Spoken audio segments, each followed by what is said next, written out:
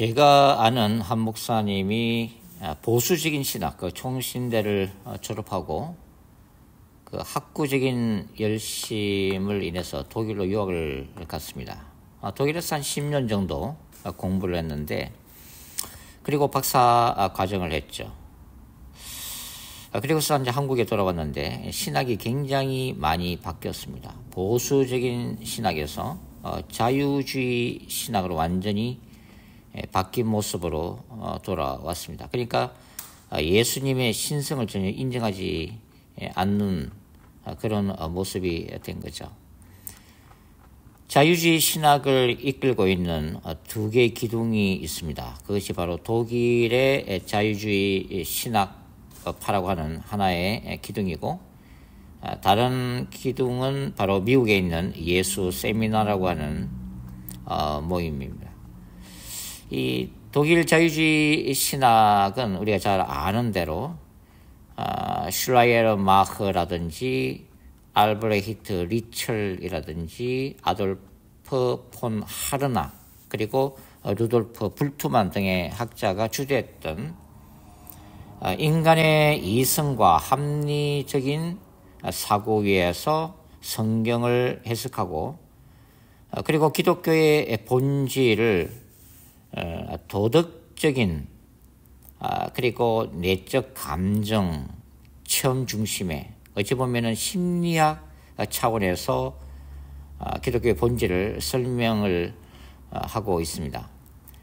그러니까 우리가 보수 신학에서 기독교의 복음과 진리가 하나님의 초자연적인 계시에 기초하고 있다는 것을 부인하고 있는 거죠. 그리고 이들은 이 불완전한 세계, 그리고 알 수 없는 내일에 대한 불안감, 죽음 이후에 어떤 두려움 등등의 인간적인 심리 감정이 절대자를 의지하게끔 했다고 하는 그런 차원에서 기독교의 본질을 이해를 하고 있습니다. 자유주의 신학은 역사적 예수와 신앙적 그리스도를 서로 분리를 시키고 있습니다. 그러니까 이 땅에 실제로 존재하셨던 인간 예수, 그리고 그 예수가 초대교회에 의해서 신격화되었다고 보는 관점이라고 하는 거죠. 풀트만 같은 이는 신약 성경에 나오는 초자연적인 요소들을 다 해체를 했습니다. 예를 들면은 예수님의 동정녀 탄생이라든지 육체적인 부활이라든지 예수님이 행하셨던 어떤 기적들을 말 그대로 신화로 간주하고, 이것을 제거하는 탈신화화를 주장을 했습니다. 이것은 미국의 예수 세미나도 마찬가지고 자유주의 진영에서 공통적인 그런 사고 방식이라고 하는 거죠. 그래서 이들이 이제 주장하는 예수님의 가장 중심적인 이미지는 바로 도덕적인 그리고 윤리적인 모범자로서의 예수님을 강조를 하는 것입니다. 결국은 예수님의 이 신성과 초자연적인 능력은 검증을 할 수가 없기 때문에, 역사적으로 검증할 수가 없기 때문에 이 근대 과학과 계몽주의 정신의 기초 위에서는 결코 받아들일 수가 없다고 본 거죠. 그래서 계시보다는 인간의 이성을 존중하고, 기적보다는 자연 법칙을 앞세우고 있습니다. 그리고 신앙보다는 역사 비평적인 방법론에 무게를 두고 있습니다. 또 다른 기둥이 바로 미국에 있는 예수 세미나라고 하는 모임이죠. 주로 사복음서 연구로 유명한 모임입니다. 이 모임을 주도하는 인물들은 로버트 펑크, 존 도미닉 로산, 마크스 보그 등이 핵심적인 인물이죠. 이들은 사복음서를 연구하면서 실제로 사복음서 안에서 예수가 정말 말했다고 하는 부분과 그 다음에 초대 교회가 예수의 말씀으로 변질시킨 부분을 서로 구분하려고 애를 썼습니다. 그래서 나름대로 연구하고 그것을 투표를 통해서 이제 결정을 했지만 결국은 이 예수 세미나가 앞에서 말씀드린 역사적인 예수와 그 다음에 신앙적인 그리스도를 분리하려고 하는 이런 과정 가운데 성공을 거두었다고 말할 수는 없는 거죠. 우리가 믿는 예수님은 역사적 예수님이 바로 신앙적 예수님이고 신앙적 그리스도가 바로 예수님 자신입니다. 그러니까 인간 예수가 기적을 행하지 않았는데 정말 신성으로서 하나님의 아들이 아닌데도 초대교회가 세월이 가면서 그분의 훌륭한 어떤 윤리 도덕적인 이런 가르침을 허무한 나머지 예수님을 신격화했다고 하는 이 신앙적 그리스도론을 우리가 받아들일 수가 없다고 하는 거죠.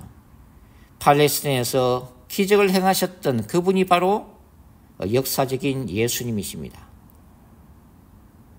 기적들을 통해서 자신이 하나님의 아들이심을 표적으로 증거하셨던 그분이 바로 우리가 사랑하는 이 땅을 건셨던 역사적 예수님이라고 하는 거죠. 그래서 우리는 예수님의 인성과 신성이 우리가 이해는 할 수 없지만 완벽한 방식에 의해서 예수 그리스도라고 하는 인격체 안에서 온전히 통합되었다고 우리가 믿는다는 거죠. 그래서 이 예수 세미나도 독일의 자유주의 학파와 마찬가지로 모든 예수님의 초자연적인 역사들, 아니 성경 전체에 나오는 이런 기적적인 사건들을 거부를 하고 있습니다. 도덕적이고 윤리적인 예수상일 뿐만 아니라 또한 이 예수 세미나에서 좋아하는 예수님에 대한 이미지는 바로 사회혁명가로서의 예수님이죠. 1세기 로마 제국과 유대 종교 권력의 민중들을 대신해서 저항한 급진적인 윤리 교사, 그리고 사회 정의의 선포자, 그리고 권세자들에 맞서서 싸웠던 종말론적 예언가, 이렇게 해석하는 것을 굉장히 좋아하고 있다고 하는 거죠. 자, 자유주의 신학이 성경을 어떻게 해석하고 있는가를 조금 더 이제 말씀을 드릴 필요가 있겠습니다. 자유주의 신학자들이나 이 예수 세미나학자들은 성경을 인간 경험과 역사적 맥락에서 이해하려는 신학적인 접근을 취합니다. 그래서 구약이든 신약이든 성경에 기록되어 있는 이 기적적인 사건들과 초자연적인 이적들을 문자적인 사실보다는 상징적이고 신화적으로 해석하려고 하는 경향성이 있다고 하는 거죠.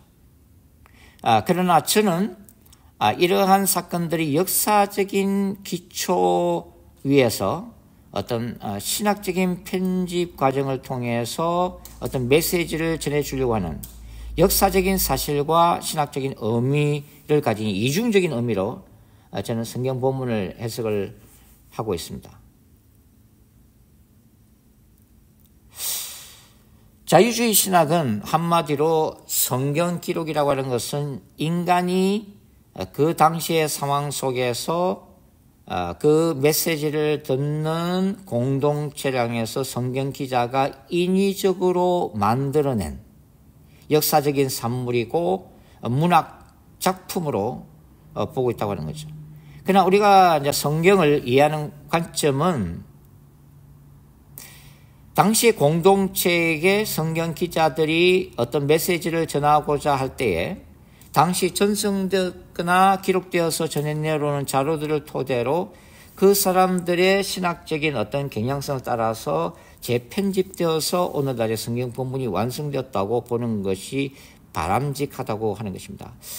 하나님은 이러한 성경 기자들의 애티튜드, 신학적인 경향을 존중하셨다고 하는 거죠. 그래서 그 성경 기자들을 통해서 이 예수 그리스도에 대한 다양한 진리들을 전하게 하셨다. 이렇게 우리가 보고 있습니다. 그래서 성경이라는 것은 엄격하게 얘기해서 인간의 책이면서 하나님의 계시적인 말씀이다. 이렇게 보는 것이 바람직하다고 저는 생각을 하고 있습니다. 자, 그래서 자유주의 신학은 이 신구약의 성경적인 기적들과 예수님의 기적 사건, 예수님의 육체적인 부활 사건을 역사적인 사건, 문자적인 사실이 아니라 어떤 상징적인 메시지를 전해주려고 한다라고 하는 거죠. 구약 성경도 그 당시에 이제 신하들도 많고 여러 가지 상징들을 통해서 그리고 어떤 기적들을 통해서 당시의 영웅들을 신격화하는 경향이 있었기 때문에 성경도 이러한 경향성을 받아들였다 이렇게 이제 보는 거죠. 그래서 자유주의 신학에서는 예를 들면 구약에서는 뭐 출애굽 사건을 예를 들면 출애굽 사건이라는 것은 실제로 일어난 사건이 아니라 10대 재앙이나 홍해가 실제로 갈라진 사건이 아니라 그렇게 문학적으로 표현함으로 인해서 구약의 성경 기자가 이스라엘 공동체에게 전해주고자 하는 하나님의 메시지가 있다고 하는 거죠. 그러니까 하나님이 얼마나 이스라엘을 사랑하시며 이스라엘을 구원하시기를 원하시는가 하는 메시지를 전하는 것에 관심이 있었다 이렇게 보는 것입니다. 그러니까 출애굽이라고 하는 역사적 사건은 없어도 그것을 어떤 문학적인 툴로 인해서 전해지는 그 상징적인 메시지가 더 중요하다고 보는 거죠. 그러나 저는 여기에 대해서 반대하는 입장입니다. 출애굽의 역사가 실제로 일어나지 않았는데 과연 이스라엘의 신앙 고백, 즉 우리의 하나님, 이스라엘 하나님 야훼께서 우리 조상을 종되었던 이집트로부터 자유케 하셨다라고 하는 신앙 고백이 가능한가 하는 것입니다. 저는 역사적 사건이 분명히 존재했고 물론 우리가 합리적인 사고방식으로 과학적인 어떤 증거에 기초해서 어떻게 장정만 유시만 토탈해서 200만 명이 어떻게 출애굽을 하게 되었고 어떻게 행진했고 하는 것을 정확히 설명할 수 없다 손치더라도 어떻게 홍해가 갈라지고 하늘에서 만나가 내려왔는지 어떻게 반석에서 물이 났는지를 정확히 설명할 수 없다 손치더라도 우리는 그러한 역사적 사건이 분명히 존재했고 그러한 역사적 사건을 통해서 이스라엘과 오늘날의 기독교인들에게 성경이 분명히 말씀하고자 하는 신학적인 메시지가 동시에 있다라고 보는 것입니다. 예를 들면 저는 출애굽 사건을 얘기할 때 홍해가 갈라지는 것이 문자적으로 역사적으로 하나님의 구속과 이스라엘의 해방을 나타낸과 동시에 신학적으로는 애굽의 권세 또는 바다로 상징화된 사탄적 권세로부터 이스라엘을 해방시키시는 야훼 하나님의 거룩한 전쟁 행위로 본다고 하는 거죠. 예수님의 기적 사건도 마찬가지입니다. 자유주의 신학자들은 이것이 역사적인 사건이 아니라 단지 상징적인 표현이고 이 상징적인 표현을 통해서 어떤 신학적인 메시지를 전해주고자 하는 어떤 교훈을 전해주고자 하는 사건으로 이해하고 있지만 저는 하나님의 구속적인 능력이 예수 그리스도를 통해서 역사 안에서 기적으로 나타났고 이것은 이 땅에 오신 메시아로서의 예수, 하나님의 거룩한 전사로서의 예수께서 사탄의 나라를 깨뜨리시는 하나님 나라의 능력을 보여준 사건, 하나님 나라가 사탄의 나라 가운데 침난 사건으로 저는 보고 있다고 하는 거죠. 부활 사건 또한 마찬가지입니다. 예수님의 육체적인 부활은 역사적이고 물리적인 사건이고 이것은 신학적으로 볼 때는 죄와 죽음과 사탄적 권세를 십자가에서 무너뜨리신 야훼 하나님의 종말론적 거룩한 전쟁에서의 승리의 시작 사건으로 본다고 하는 것입니다.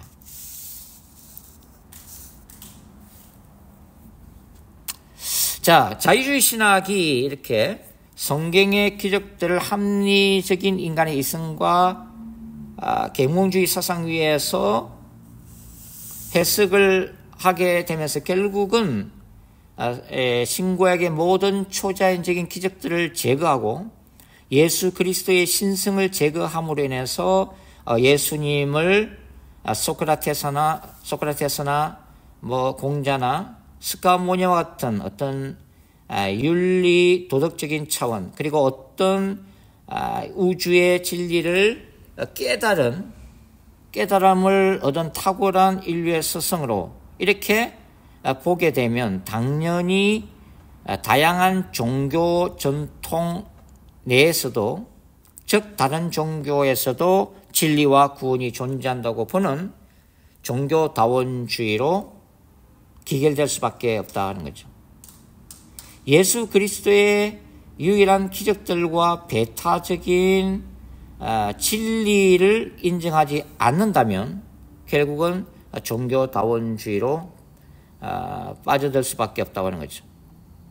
종교다원주의는 주로 이제 캐톨릭 신학자들이 주도를 하고 있습니다. 존 힉이나 폴 니트 등의 학자들이죠. 결국은 예수님은 하나의 구원의 길이지 유일한 길은 아니다라고 주장한 것이 종교다원주의잖아요. 종교다원주의는 굉장히 인간적으로 설득력이 있고 매력이 있습니다. 그래서 이렇게 뭐 독일에서 자유주의 신학을 공부했거나 또 미국에 예수 세미나에 관심이 있거나 여기 풀러에 유학 오신 분들도 이제 그런 분이 있고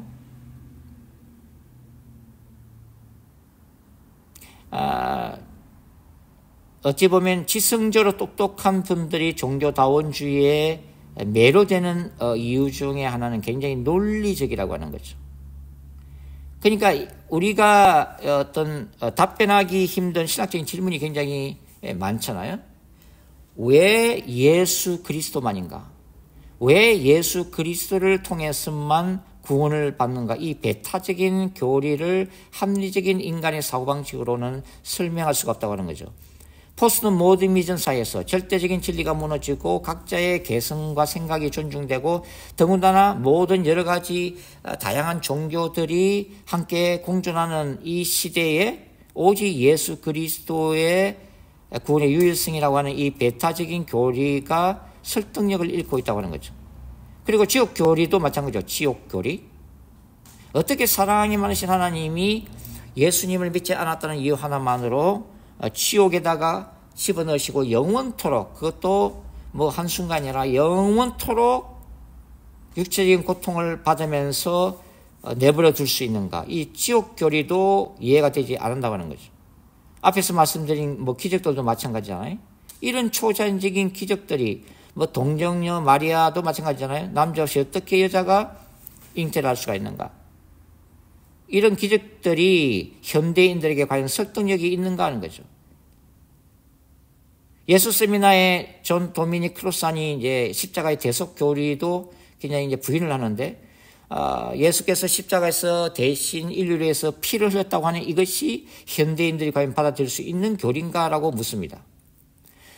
어떻게 자기 죄에 대해서 자기가 형벌을 받는 것은 당연한데 한 사람이 모든 인류의 죄를 어떻게 대신해서 죽을 수 있는가? 그것도 2000년 전에 팔레스틴의 한 30대 청년이 어떻게 오가는 모든 인류의 죄악들을 대신 십자가에서 짊어지고 죽어갈 수 있는가? 그것도 처절하게 피를 흘리면서 죽어갈 수 있는가? 그래서 존 도미닉 크로스는 이것을 부축한 신학인가 이렇게 비양 그리기도 했습니다. 그래서 결국은 아까 말씀드린 대로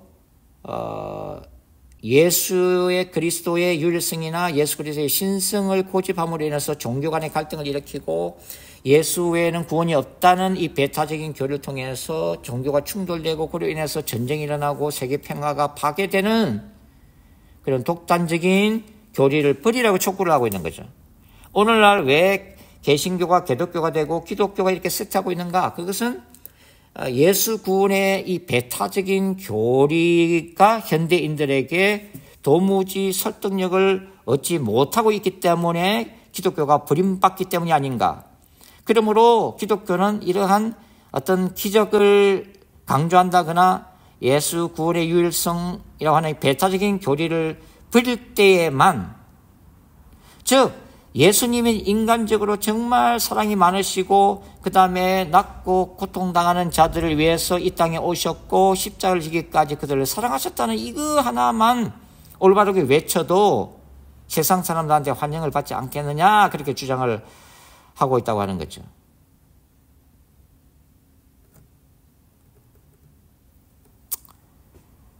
자,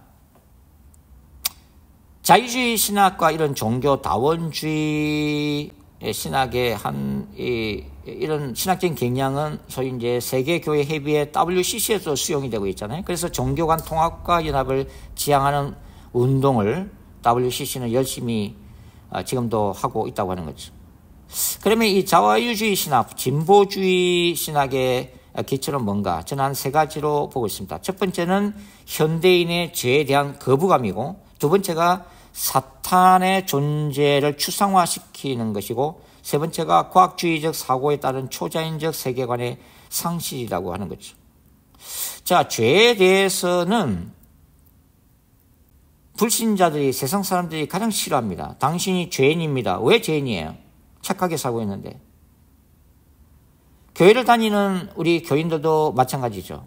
강단에서 외쳐지는 죄에 대한 회개가 한두 번은 은혜스럽게 받아들이지만 그것이 자주 강단에서 외쳐지면 좋아할 사람이 없다고 하는 거죠. 왜냐하면 인간 내면에 이 죄의식, 죄에 대한 이 본성을 끄집어내는 것만큼 또 인간이 싫어하는 게 없기 때문에 그렇습니다. 그러니까 정말 성경은 이 죄와 사탄의 권세로부터 해방, 그것이 복음인데, 자유주의 신학이나 진보주의 신학의 이런 복음의 개념은, 구원의 개념은 좀 다르다고 하는 거죠. 그러니까 죄로부터의 구원, 사탄의 권세로부터의 구원이 아니라 경제적인 억압으로부터의 구원, 정치적인 박해로부터의 구원, 그죠? 인간의 그 존엄성을 해치는 모든 세상의 다양한 박해로부터의 해방을 외치잖아요. 그래서 더 나아가면 성소수자도 인권을 존중받아야 되고, 그 사람도 나름대로 박해를 받고 있기 때문에 그런 것들로부터의 자유를 강조를 하는 거죠. 그러나 성경은 분명히 구원이라는 것은 이런 사회 경제적인 어떤 시스템 억압 구조로부터의 해방이 아니라 본질적으로는 바로 인간의 죄와 그 죄를 기반으로 해서 인간의 영혼을 붙들고 있는 사탄의 권세로부터의 해방임을 신구약은 강조하고 있다고 하는 거죠. 본질은 죄에 대한 것입니다. 그러나 자유주의 신학이든 그 다음에 세상의 시대적인 모든 사상들, 뉴에이지를 비롯해서 인간 속에 있는 죄에 주목하기보다는 인간 안에 있는 인간의 존엄성 그 자체, 또 인간 안에 얼마나 잠재의식이 좋은 에너지가 많은가 하는 그 자체에 주목하고 있다는 거죠. 죄에 대한 거부감입니다. 그리고 현대인들은 이 사탄에 대한 존재를 믿지를 않습니다. 자유주의 신학자들도 사탄을 인격적인 존재라고 보기보다는 추상화시켜버리는, 죄나 악을 비유적으로 사탄이라고 말한다는 식으로 해석을 해버리는 거죠. 그러나 성경은 분명히 사탄을 우는 사자와 같이 인격적으로 인간의 영혼을 치욕으로 보내는 영적인 존재이고 하나의 군대 조직을 가지고 있는 초자연적인 실제임을 강조하고 있다고 하는 거죠.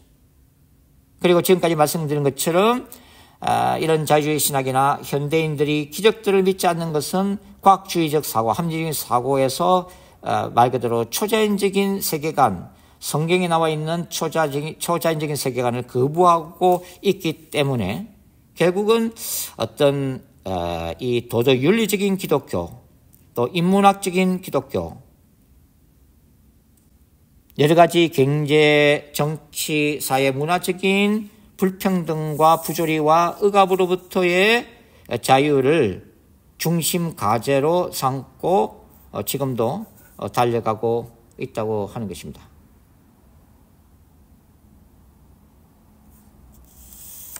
요즘은 이 예수 그리스도의 동정녀 탄생이라든가 예수님의 인성과 신성, 또 예수님의 행한 기적들, 육체적 부활이라고 하는 이런 교리들을 근본주의다라고 매도하는 그런 주장도 기독교 안에서 나오고 있습니다. 그러나 이런 것들은 근본주의가 아니라 기독교 복음의 근본적인 교리임을 우리가 잊어서는 안 된다는 거예요. 이런 것들을 거부할 때 그것이 바로 마지막 때의 배도가 되는 것입니다.